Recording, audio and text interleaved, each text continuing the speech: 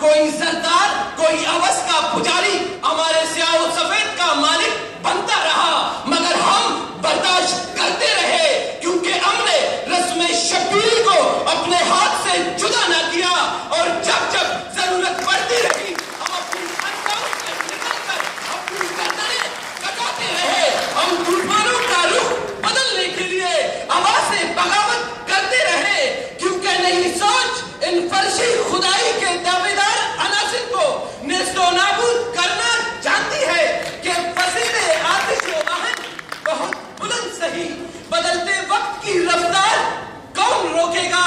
نئی سوچ کی پرواز روکنے والوں، نئے عوام کی تلوار کون روکے گا؟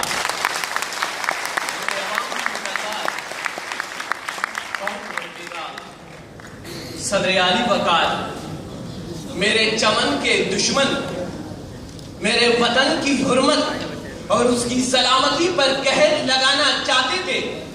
سازشیں ہوتی رہی کہ وہ وقت بہت قریب ہے کہ جب ہمیں دنیا کے نقشے سے مٹا دیا جائے گا۔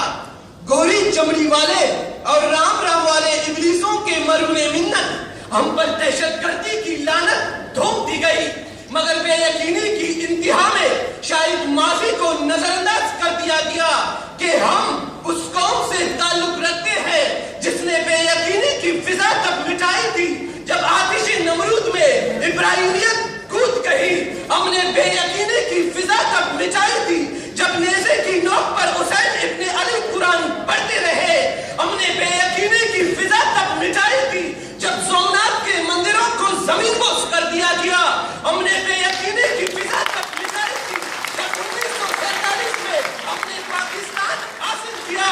ہم نے بے یقینی کی فضا آج مٹائی جب ضرب عزم کے ذریعے دشمنان ملت اور دشمنان انسانیت کو جہنم حاصل کیا اور اپنے آباء و اجداد کی تاریخ کو زندہ کیا کہ تختہ و تخت میں کوئی ایک چنا کرتے ہیں۔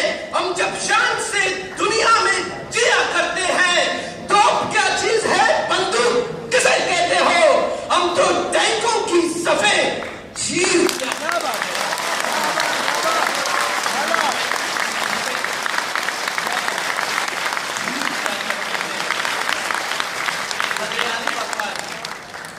میں دیکھتا ہوں ایک ایسی اسلامی ریاست جو کہ عالمی طاقتوں کے تسلط سے